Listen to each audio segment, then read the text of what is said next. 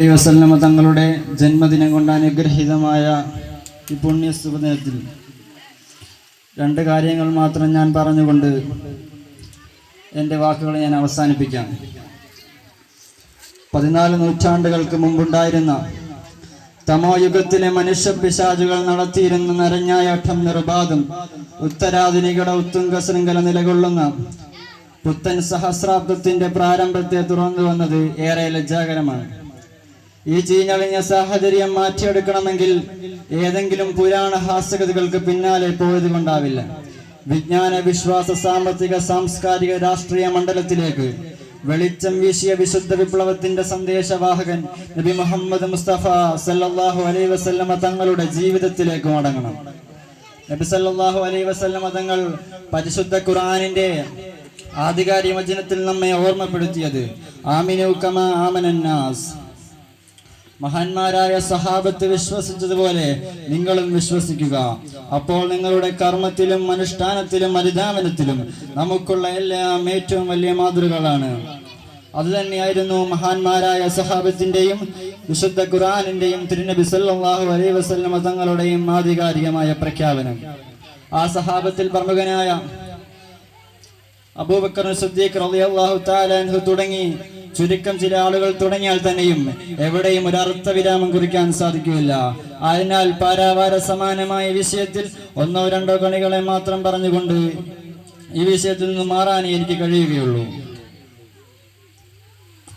നബി സല്ലല്ലാഹു അലൈഹി വസല്ലമയെ കുറിച്ച് പറഞ്ഞവരെല്ലാം ഒരിക്കലല്ലെങ്കിൽ മറ്റൊരിക്കൽ പറഞ്ഞു, ഞങ്ങൾ ഈ മദ്ഹിന്റെയും പ്രകീർത്തനത്തിന്റെയും അതുപോലെ നബി സല്ലല്ലാഹു അലൈഹി വസല്ലമ തങ്ങളുടെ അവദാനങ്ങളുടെയും പാരാവാരത്തിന്റെ മുന്നിൽ ആയുധം വെച്ച് കീഴടങ്ങുന്നു എന്ന് പറയാത്ത ഒരാളെയും ഈ ചരിത്രത്തിന്റെ മേഖലയിൽ കാണുകയില്ല.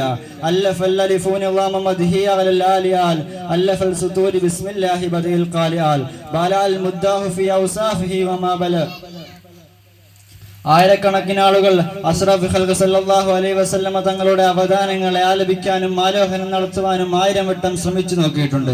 പക്ഷേ അവർ ആയുധം വെച്ച് കീഴടങ്ങുകയല്ലാതെ അവരുടെ ഹൃദയത്തിൽ ഉണ്ടായിരുന്ന 1000ൽ അംശം പോലും രേഖപ്പെടുത്താൻ കഴിയാതെ അവർ പരാജയപ്പെടുകയായിരുന്നു എന്ന് മഹാനായ ഉമറുൽ ഖാഹിരി റളിയല്ലാഹു തആല അൻഹു നമ്മളോട് ഓർമ്മപ്പെടുത്തുകയാണ്.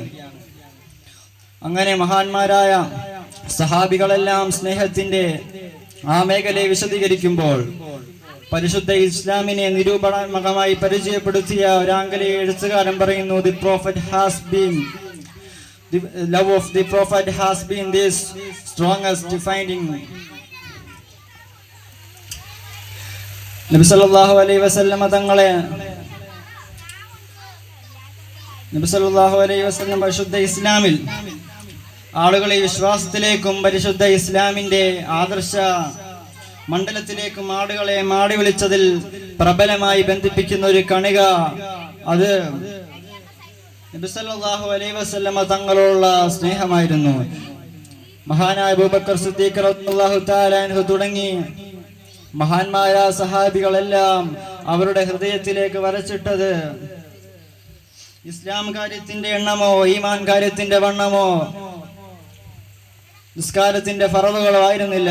മറിച്ച് അവരുടെ ഹൃദയത്തിൽ ഒന്നാമതായി വരച്ചിട്ടത് ഹാദാ മുഹമ്മദു റസൂലുള്ളാഹി സല്ലല്ലാഹു അലൈഹി വസല്ലമ തങ്ങൾ എന്ന മഹത്തായ നാമത്തെയായിരുന്നു.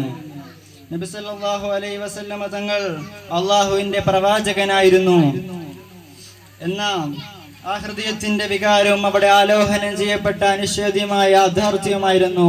മഹാന്മാരായ സഹാബുൽ കിറാം എല്ലാം അവരുടെ ജീവിതത്തെ പ്രഭാവിതമാക്കുവാൻ പ്രചോദനമായിരുന്നെന്ന് നാം ചരിത്രത്തിലൂടെ മനസ്സിലാക്കുകയാണ്.